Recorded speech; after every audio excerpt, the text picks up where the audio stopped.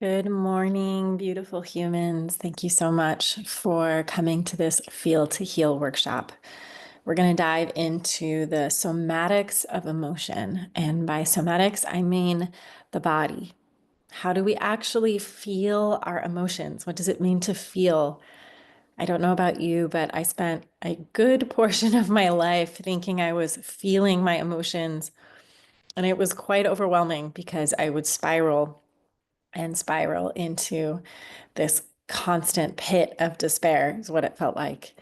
And I struggled with depression and anxiety for a very long time without knowing how to actually feel in a regulated way my emotion from beginning to end.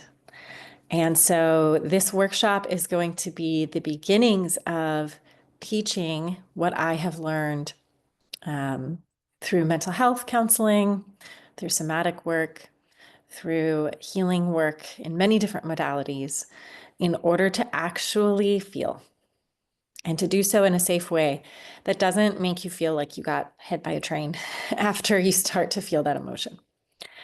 So the first thing that we're going to do is we're going to center. So I'm going to invite you to put your hand on your heart and either close your eyes or gently soften your eyes. And just begin to notice your breath. Take a few deep breaths in through your nose and out through your mouth.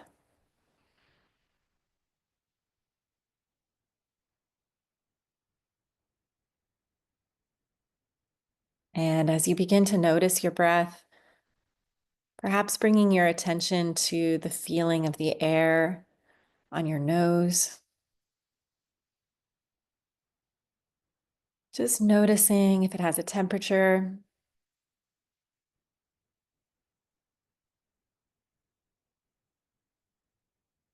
As we begin to connect to our body and to our senses.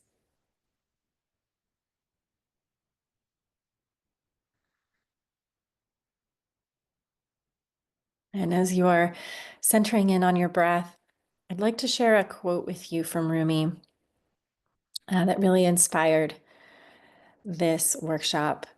It says, "And you, when will you begin that long journey into yourself?" And so as you begin to connect to your body, I just want to pose this idea that our emotions are a portal. They are a doorway into our felt experience. What that means is that they are a doorway to this present moment, not ideas of the future, not memories from the past, but to what is happening in your body right now. And in that way, what feels painful can actually be a really wonderful opportunity to fully experience this moment.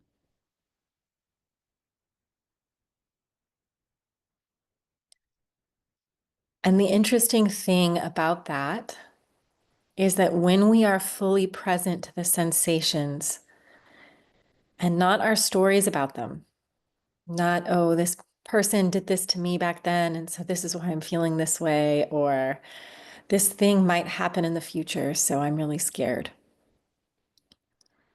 When we stay with the sensation, it can actually complete. And it's often the thoughts about those sensations that create a story about it that keeps those sensations on repeat. So we actually prolong them when we start to think about them.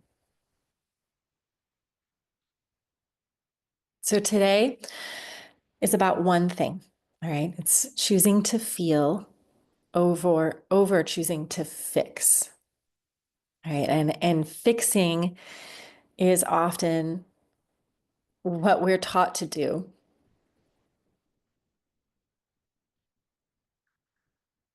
So go ahead and if you haven't already, open your eyes and begin to get present to right here and right now. Perhaps wiggle your toes, wiggle your fingers. And if you don't already have a journal, I would like you to go get one, or you can use a document on your computer, just anything you have nearby to write out some thoughts as we go through this workshop. This will be helpful for you to look at later and helpful for you to process in this moment. But I'd like to ask you what it is that you would like to feel more of by the end of this time together. And what this is doing is this is creating an intention for why you're here.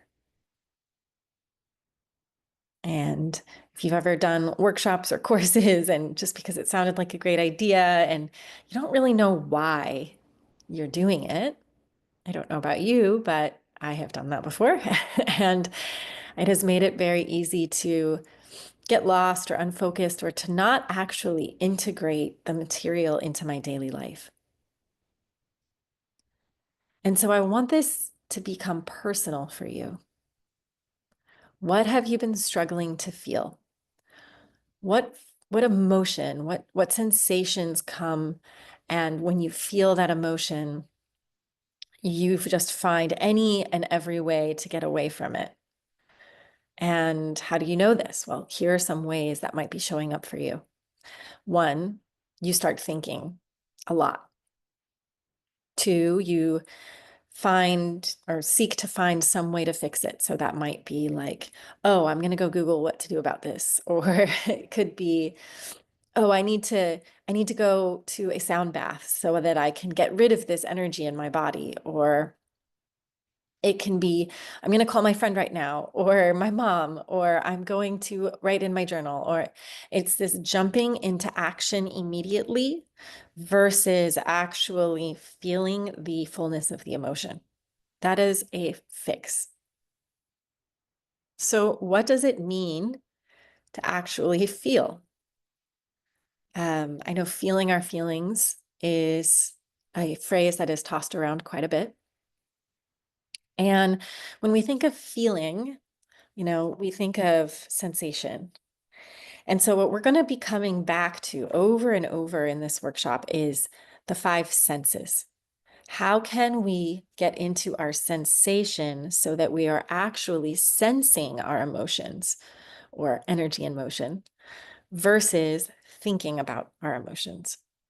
And we'll talk a little bit later more about that process of where the mind does come in and where it can be helpful because, we don't want to toss out the mind as though it's not helpful. It's very helpful at a certain point in time for integration and creating change.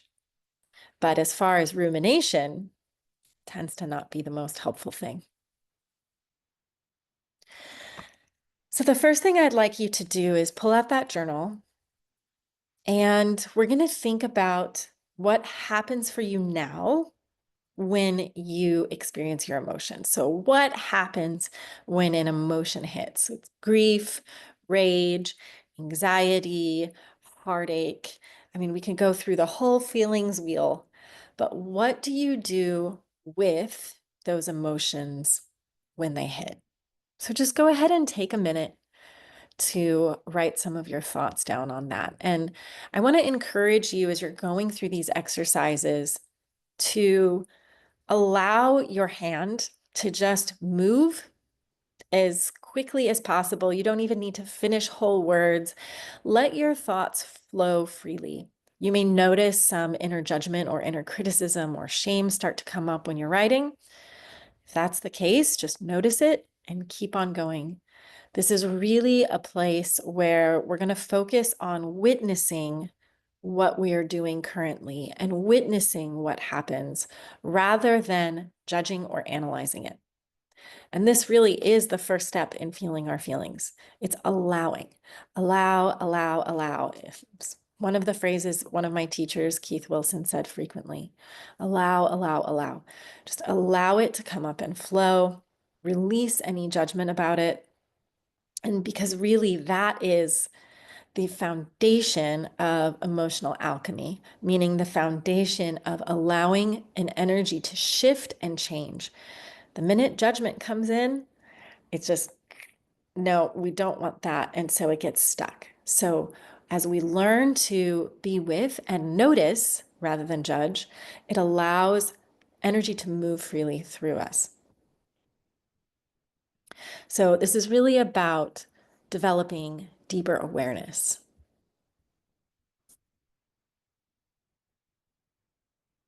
So what do you do with your feelings?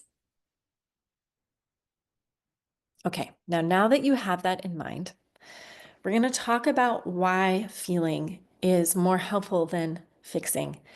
And then we're going to move into some practices. But I think it's an interesting thing that we have been often taught to fix. And so because of that, that is our programming. What do I mean by programming? I mean, you do it without even thinking about it. You may not even know that another experience is possible because this is just what you grew up with. This is in your developmental years when your brain was organizing its sense of reality. You were feeling an emotion, and a parent or a caregiver came in and said, "Stop crying." So, what's the first thing that you do? Just stop, hold it in. And because of that, your neural patterns or the patterns that your brain goes to automatically without thinking about it is going to be that repeat suppression of emotion, a shutting down of emotion. For some of you, that may be showing up as anger or frustration or a constant sense of irritability or a constant sense of sadness, depression, or ruminating thoughts, anxiety. But at the root of it is all of this suppressed emotion that has been lingering in your body for a long time. And the body does not lie, all right? It's going to show up. And when we think of emotions as energy, emotions can begin either in the body through the nervous system or from a thought. But these two, think of it as these two originating places, they join in the midbrain, the middle portion of your brain, called the limbic system, that is connected to your hormonal centers, to your nervous system.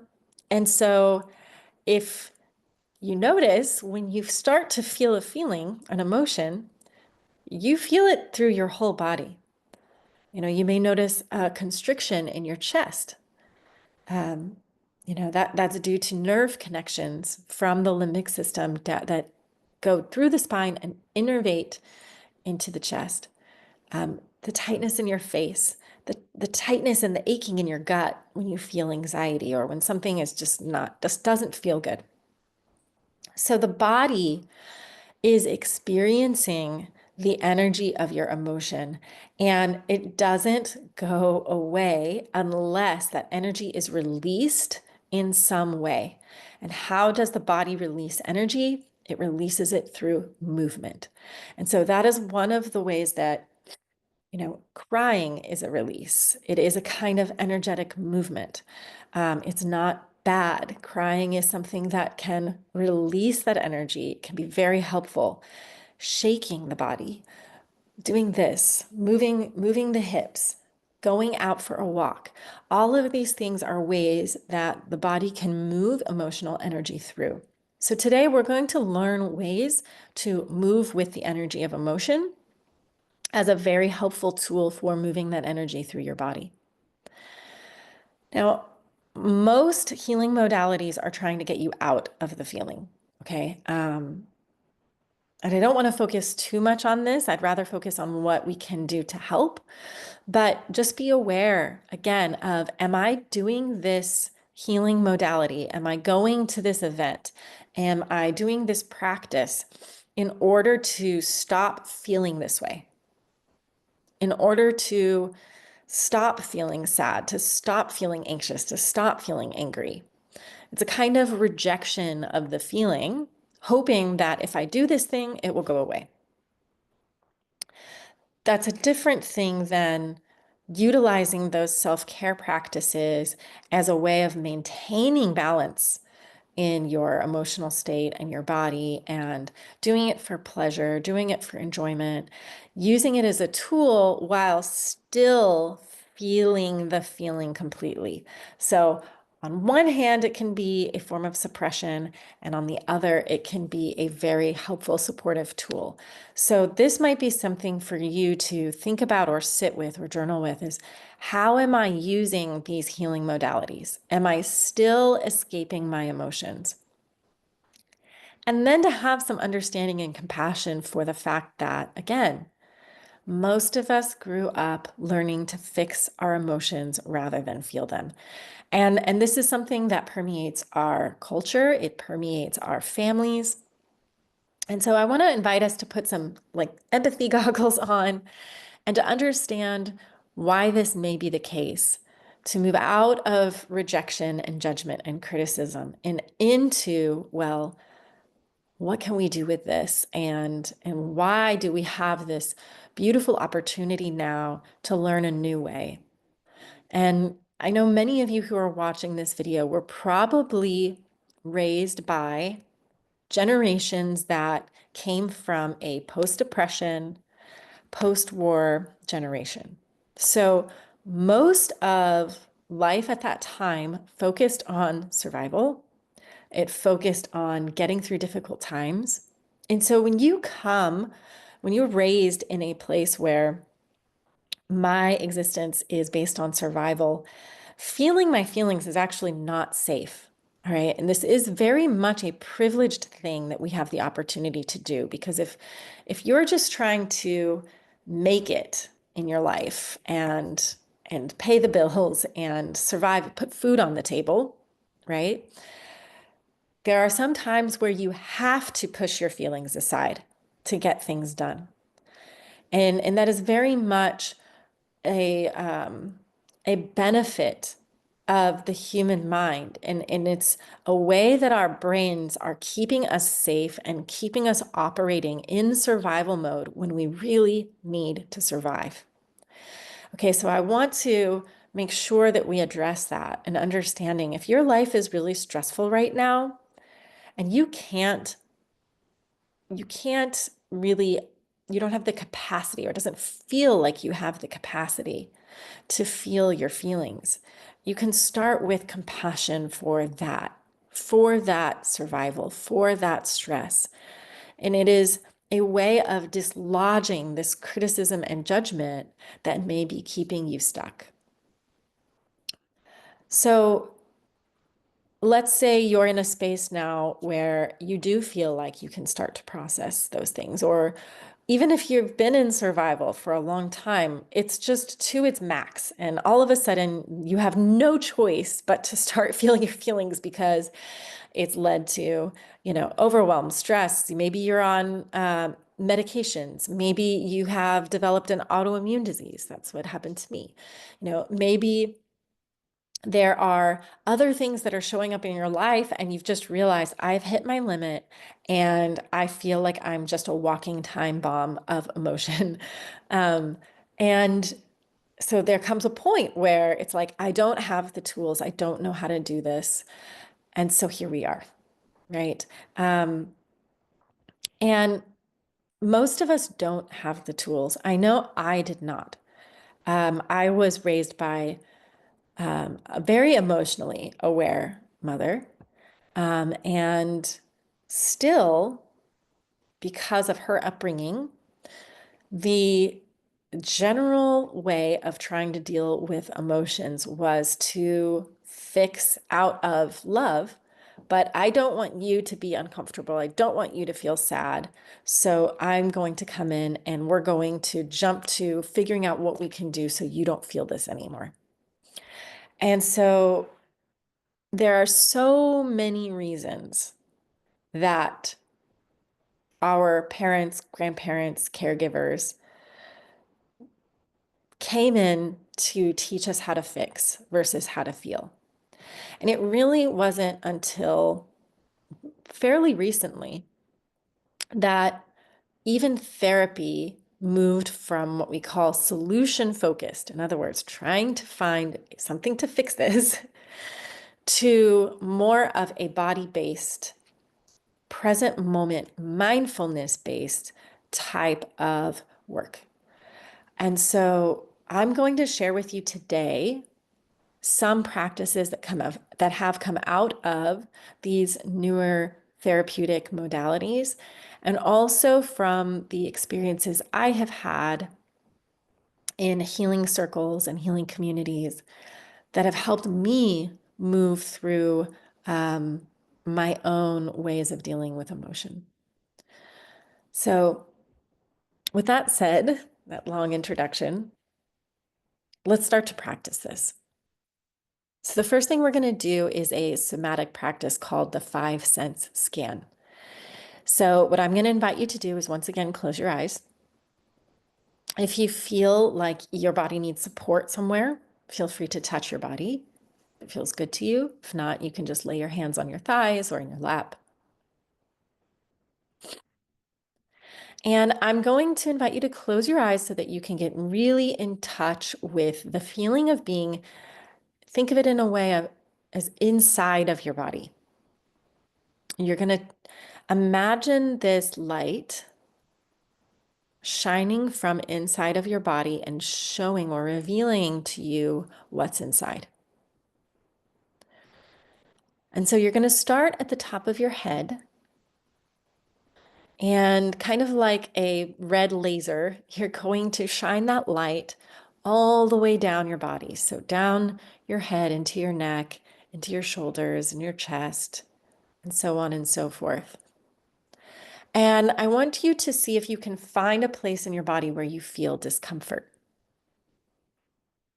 We're not going to move into naming the emotion or what this discomfort is. We're just noticing any tension, any discomfort, any sensation at all, even pleasurable, that might be revealing itself to you and saying, this feels particularly sensorial right now. This is really just standing out to me.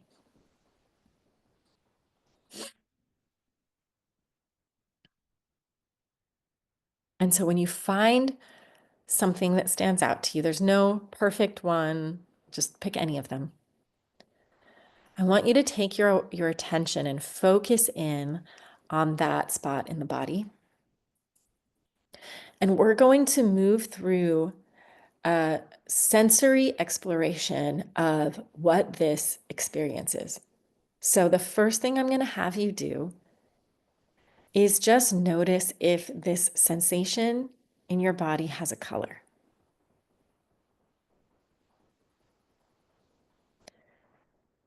Now, if your mind starts to move into a memory or a thought about it, I just want you to come right back to the actual sensation. Just let that thought come and go.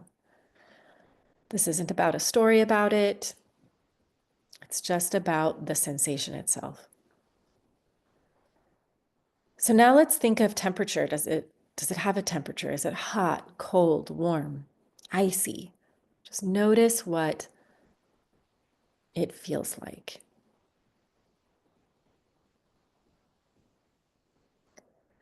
And then notice if it has a shape to it. It may be helpful to take your hands and actually trace this sensation. So you may notice, oh, it's a sensation in my head, but it actually feels like it comes out of my head for 3 inches. And it's kind of diagonal or a pole, just noticing, like, there's no right or wrong, but what is this sensation revealing to you? How far does it extend? And then notice, maybe, is it still or is it moving? Sometimes sensations can feel a little weedy or like globby. Sometimes I get sensations that feel like the goo in a lava lamp.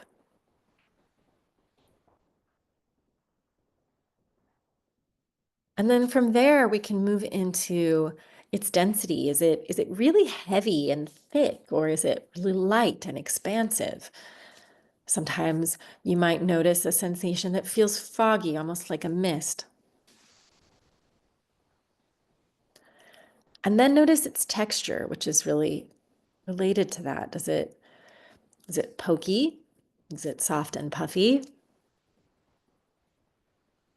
And notice that the words that I'm using to describe these sensations are very basic.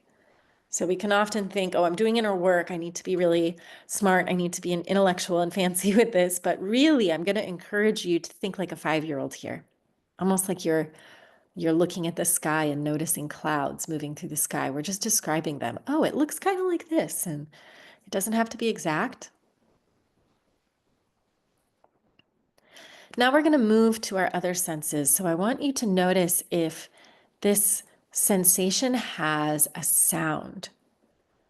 Notice if, this isn't a sound you are actually hearing through your ears, but is it reminiscent of some kind of sound? If it had a sound, would it be high or low, steady or rhythmic? And then we're going to move into our taste. So if it had a taste, what would it be? Now, interestingly, when we get to taste and smell, a lot of times people will have memories associated with those tastes and smells. So if you're saying, oh, this sensation, it smells like my grandma's cinnamon rolls, and then your mind might start to take that and start to create a story or a narrative about it, like, oh, this must be a feeling in my body because of my grandma and what she reminds me of. And so notice how the thoughts start to trail off and take you somewhere outside of your body. And so we just let them go and come back to the sensation. Just notice the smell. Remember the smell of cinnamon rolls. Remember the smell, whatever smell is coming up for you. Experience the smell in this sensation. We're not diving into the story about it. And then we're going to do the same thing with taste. So, is there a taste that you can associate with this sensation? And notice that while we are describing this sensation, it might move, it might shift. Again, we are noticing it. Oftentimes I describe this like if you had a child or a pet or someone that you love deeply and they were experiencing a pain or an emotion and you were just feeling what they were feeling, right? How would you be with them? Can you just notice them? Almost like with wonder and awe. Just, wow, show me what's happening. Wow, you're moving. Wow, you're shifting. Oh, wow, you're just staying right there. There's no right or wrong. This is unconditional love. It does not have to do or be anything for you to notice it.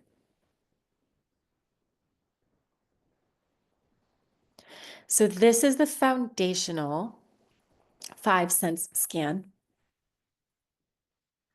And notice that there are 5 senses we're using, but we kind of expanded on them a little bit, getting into color, a little more nuance in our descriptions of the sensations. I'm going to provide you with a PDF after this workshop where you'll be able to go through it and see, remember what to do. So don't feel like you need to write these exercises down. I will provide a tool for you to go back and practice them. But this is a very foundational exercise anytime you begin to feel an emotion. So let's say someone has said something to me and I'm noticing that it really hurt my feelings and I'm starting to feel that very familiar, like hot burning sensation in my body, rather than going, oh, I can't believe they said that, and like leaving my experience. It's a practice of, oh, this burning sensation. What is that? Am I even going to name it as an emotion yet? let's pause on that and just, feeling that tingling. Where is the tingling in my body? Does the tingling have a color? Does the tingling taste like something? Noticing it, noticing as it's moving through my body. It's, and as we do that, it typically only takes about 90 seconds for an emotional sensation to move through your body.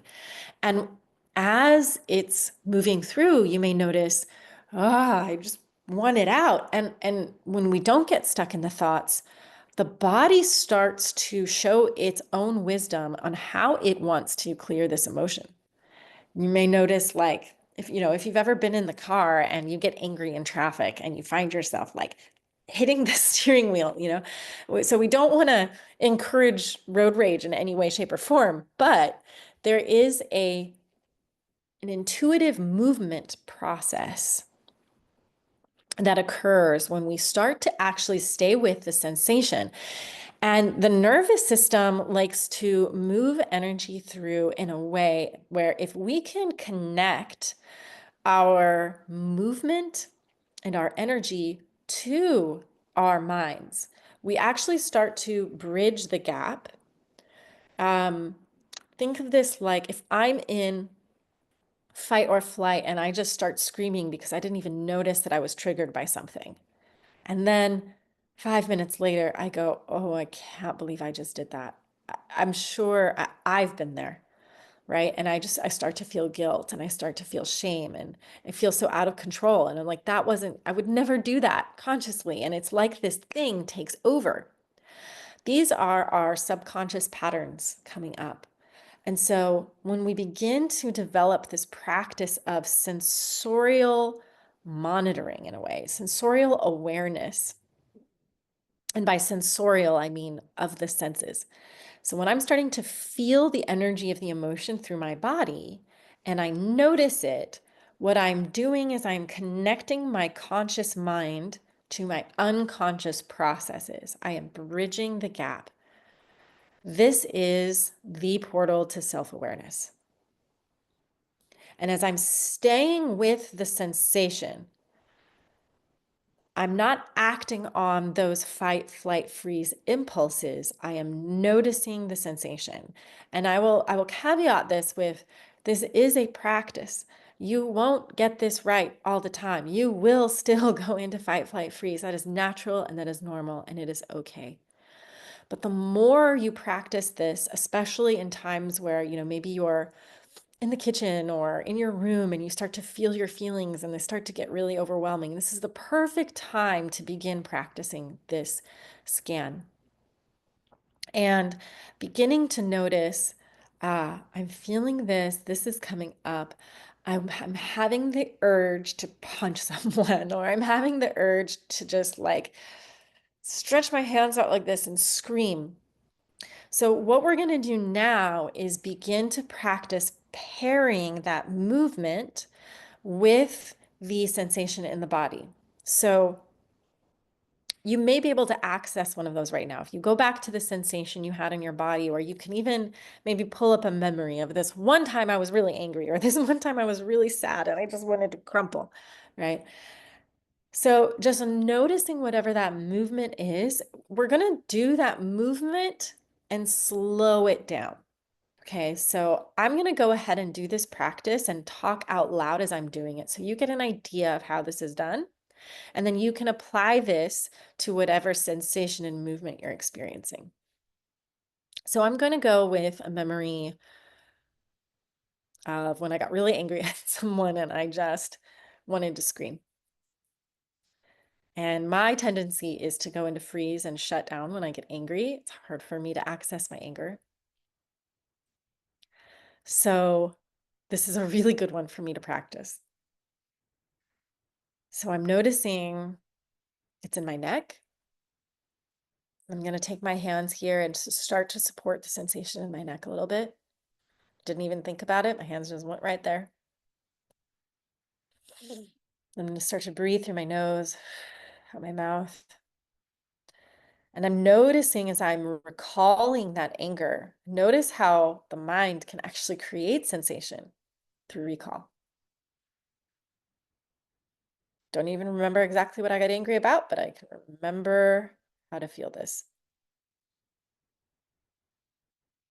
So I'm feeling this tightness and contraction in the back of my neck, and it feels black. It's long. It's like a cord that's stretching and it's starting to like, it feels tense. It feels tight. Like it wants to expand and it's just, and it has a metallic taste to it. It's very solid, even though it's moving. Notice how these sensations don't always make rational sense, and that's okay. And it's starting to stretch and expand. And I'm noticing this desire to like, it's making me yawn because it's this tension and it wants to come out my arms, through my fingers and out my face. Almost like you can imagine someone, screaming. So I'm going to allow that energy to be felt, and I'm going to move it very slowly through my body. And so slowing down like 10 times slower than what I would normally do, 100 times slower, and just feeling the tension in my muscles, feeling the flexing. I want to push them away. So I'm going to slowly, and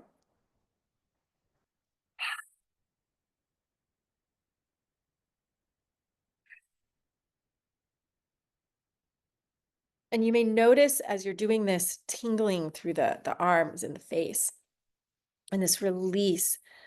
And as I do that, can feel myself kind of that energy release. It almost feels like I can slump. If you have been holding a lot of emotional energy and sensation in your body, I'm going to encourage you to notice if you start to feel overwhelmed or collapse. That is a sign to pause. Okay, for some of us that really struggle or it feels unsafe to feel, you may notice that like or a total collapse. And so if that happens, just taking a moment to support the space between your skull and your neck, this midpoint where the two meet, and just supporting with your hands and allowing your head to fall forward. You may also like to put your hand on your forehead or place it on a soft pillow. And what this is doing is allowing you to feel supported in a little bit of a collapsed state so that your nervous system can come back to regulation. So you notice that I wanted to stretch and push and pull. You may find that you want to touch your body, squeeze. You may find that you want to move, maybe get up on all fours or stand up. You may find you just want to shake. There's no right or wrong movement here, just slowing it down and really fully experiencing the tension and release in the muscles as you do so. What we're doing, again, we're allowing this energy to move through the nervous system and be released. Emotion is energy in motion. We want to move that energy through the body rather than having the mind stop it and keep it stored in the body because it says, no, this feeling is not okay. So I want you to take a minute to just notice maybe so far what you've taken from this and what's new and maybe what doesn't sound new at all. But to just take a moment to reflect, what can I take from this? How can I begin to integrate this into my daily life? When are some times during my day that I notice I'm more frustrated? Maybe you have a work colleague or a child or a parent, someone around you that is triggering you all the time. And so to intentionally state, okay, I'm going to practice this before I go see them, during if I can pull away for a minute, and after. So it's a wonderful opportunity. These triggers, these people who trigger us or these situations that trigger us are actually these amazing opportunities for healing because they give us the time and place to practice these exercises and to practice being with ourselves and noticing what is going on with me right now. And this is really where our minds can come in and be helpful tools. So we're going to move into that now to understand, now that I have a practice to actually feel the sensation of my emotion, then what? Then, I mean, do I just constantly walk around scanning myself and going like, oh, it doesn't matter what anybody does, and I'm fine as long as I just feel how crappy this situation is, it's totally fine. Absolutely not. We want to stay away from that kind of emotional bypassing or spiritual bypassing. It's an opportunity to get clear, to have clarity. Because if this emotion is being stored in me, I am remaining in a state of fight, flight, freeze. I'm remaining in a sympathetic or aroused state of stress. And I don't know if you've experienced this, but I certainly have. When we are stressed, it is very difficult to think clearly. And so, as we allow the sensation and the emotion to move through our bodies, it brings us back into a rest state, a state that is less stressful, so that at that point, we can actually process. And there's a very interesting thing that happens in the brain when our fear response or our stress response comes online. It starts to draw blood out of the portion of our brain that manages complex thinking. So your prefrontal cortex, right up here, it was when it comes to the evolution of the human brain, it was the last portion to grow. It is the most complex in terms of pattern recognition and complex thinking patterns. And so this is not our primal animal brain. This is not the part of the brain that is connected to our autonomic central nervous system and central nervous systems. Okay, this is something that is almost like, think of it like an add-on. Like someone was like, okay, now we're going to add this thing that's going to make you be able to think about the past, think about the future, draw connections, analyze, and do all of this stuff that, if not taken care of, can lead to anxiety and overthinking, but also gives us very useful tools for innovation, for creativity, for change. And so, as Ram Dass says, it is a wonderful slave and a terrible master. Not great at remembering quotes. But yeah, it is a terrible master. If that is the part of your brain that is controlling everything, and you're constantly thinking about the future, it's actually very difficult to successfully respond, to be able to respond, responsibility for what is actually happening right here and right now. And so by connecting to our sense experience and our emotions, we are connecting to our responsibility, our ability to respond to ourselves. This is the opposite of self-abandonment. If I am focused on the future so much that I am bypassing my experience now, I'm not actually being with myself. Excuse me, I need some water.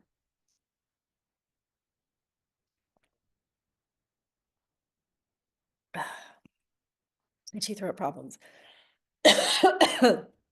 So now we're going to move into, I've had this experience in my body that moved through me. I didn't label it. We're not creating a story about it, but we're now going to move into, again, how this sensory experience is actually an incredible doorway or a portal to deep self-awareness and recognition of my subconscious material, my shadow material, and the programs that are running my life, possibly without my awareness. And this is where true change and alchemy can occur in our lives, because most of the subconscious programming you have, or the thoughts that you have when those experiences come up, come from your developmental years or from a significant trauma that happened in your life. But when we look at the developmental years, we don't have many memories prior to the age of 5, but your brain was storing all of that information somewhere. That's stored in your subconscious. So when we think about our automatic responses or thoughts about a situation, in Buddhist practice, we can look at this as, like, they call it turning the gem, where, let's say there's an experience that happens. So we'll come up with a pretend story, like, I'm at the playground and I see a man approach a child, and he starts laughing and picking her up and throwing her in the air. Just a situation, right? The child looks scared. We'll throw that in there. So it sparks your attention. She's laughing, it's loud. You think you see fear in her eyes. Now, let's imagine that that situation is a gem, a crystal. Now, one person may be someone who had a really positive relationship with their father, maybe looking at this facet of the gem and this situation and seeing, oh, that's so wonderful. Look at them. They're having so much fun. And they experience the emotion of joy. And then we turn the gem, and now the person that's over here, they had a great experience with their father, and they lost their father 2 years ago. And so they see this experience and they are filled with grief and sadness and this overwhelming just heartache. And then there's another person next to them. So let's turn the gem again. And this person did not have a great experience with their father.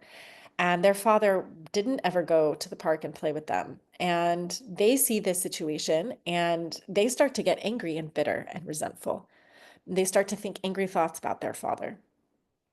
And then there's another person next to them, and we turn the gem. And this person actually had an assault happen to them at a park when they were young. And so they actually are starting to panic, and they're wondering, is this her father? Who is this man? Is that afraid look on her face coming from the fact that she feels powerless and doesn't know what to do? And they jump right into action. They run up, they start to yell at the man. There's a lot of confusion. Everyone starts panicking. Right? Like, there are so many ways that we perceive events based on our programming and our experiences. And most people, most of us, walk around for much of our lives completely unaware that it is our perceptions of an event that are affecting our experience of life. And that when we become aware of the stories, the narratives that are running our lives and creating our emotional experiences, we can begin to kind of rub the fog off the mirrors in a way and see the situation clearly, to see what is actually happening instead of the story I have about it. So, let's move into an exercise with that sensation we worked with a bit ago. I would love for you to go back to that sensation or that discomfort in your body. And we're going to think about anything that comes up for you as you think about this experience now. And we're going to move into the mind. And so maybe in your journal, I'm going to give you a couple prompts. The story I tell about this feeling is blank. And just notice what comes up. Is there a memory attached? Or do you start to analyze the reasons why your neck might be tense? Oh, this week I didn't get much sleep. And there's, again, no right, wrong, good or bad. They could be true or not true. It doesn't really matter. We're just exploring the sense that your mind is making out of your experience. And take as long as you need to do this.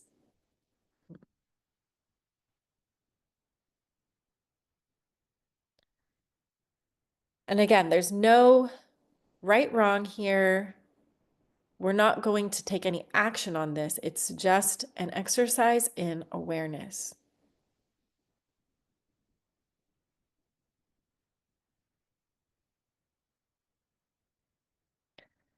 And then we're going to allow the brain to get a little curious and to make some sense, put some labels on what we were experiencing.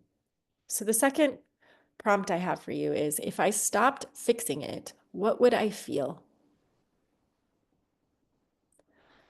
Oftentimes we feel secondary emotions, such as anger.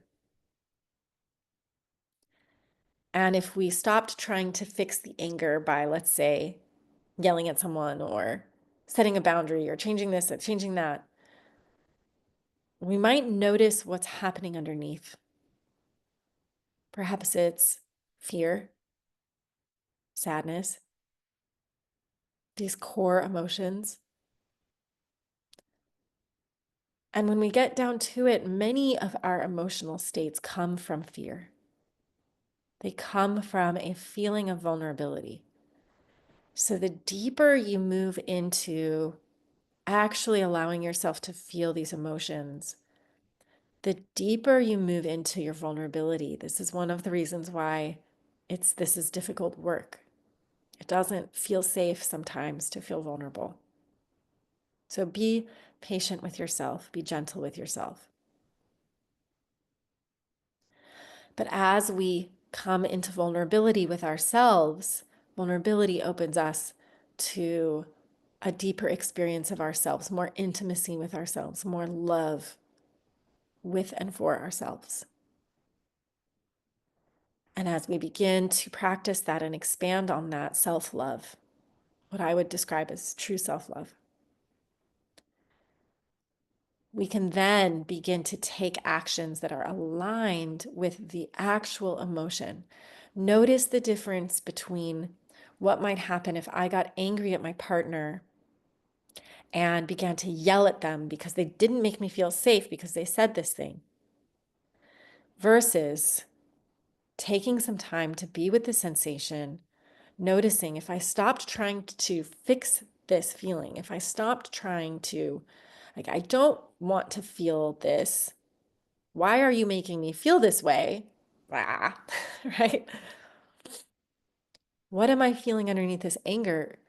What you said hurt me because I got scared that you don't love me. Now, notice if I came to my partner with that, how differently my experience of life might be. And in that, how much we have the power to shape our reality by developing deeper awareness. The more aware I become with what I'm actually experiencing and what's actually happening, the more ability to respond I have. I have an expanded ability. I become more powerful in my vulnerability, not less.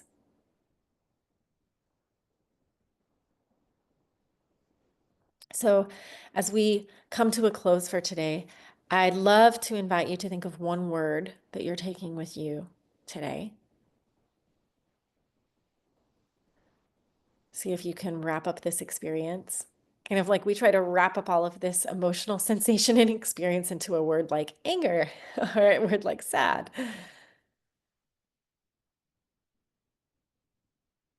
And do you see how words can be so helpful in identifying and integrating, and also so limiting? So I invite you to continue practicing moving beyond your labels, beyond your perceptions, and into your felt experience, into your body. And I hope you remember today that, I'm guessing many of you who came or who are watching this are empaths. And so just to remember that you were not too sensitive, but more like too alive for a world where many people are afraid to feel. So flex those emotional muscles. Learn how to move emotional energy in a skilled way. I believe in you. I'm excited for you. And as we close today, again, I want to invite you that if you want to move a little bit further into, okay, well, now I know how to feel this, but now when I'm getting into my narratives, I'm getting into my stories, I'm realizing there's a lot to unpack here, right? You may begin to notice, oh my gosh, like, why am I seeing things this way? And where does that come from? And oh crap, I'm being my mother. Like there are so many things that can start to come up. And that's where doing trauma work and doing therapy is so helpful, is working with these stories, working with our subconscious, working with our shadow to begin to build a more complete picture of what actually happened to us in our lives so that we can truly see, this whole time I've been holding on to the pain from this experience because I saw it this one way. And by having a more complete picture, we can say, oh, now I know what actually happened, and I can put that to rest. I can let that go. I can I can allow that to remain where it is in the past and now be fully into my present experience because I've learned to see the fuller picture. So if that's you and you want to dive into that, please feel free to take advantage of a free call with me if you want to talk a little bit about it. I do one-on-one work, and I will be starting more group programs soon, so keep an eye out. And keep an eye out on your email for the PDF that I'm creating from this workshop and a little more, little extras I'm going to send you. If you're watching the replay of this video and you would like that handout, then I'm going to invite you to download it from my website. It is there for purchase for those of you who were not live at the workshop. It's minimal price, but just supporting the work that I do and the time and the effort that I put into creating these programs. I would truly love and appreciate your support. And always feel free to reach out. Have a wonderful day today. Many, many blessings, all of you. Thank you for being in this beautiful lived experience of being a human with me, for helping me to open up to my own vulnerability, transformation, change, growth, to seeing myself with a more complete lens. Every single one of us is just wonderful teachers for each other. So thank you, thank you, thank you. Have a wonderful day. Talk to you soon.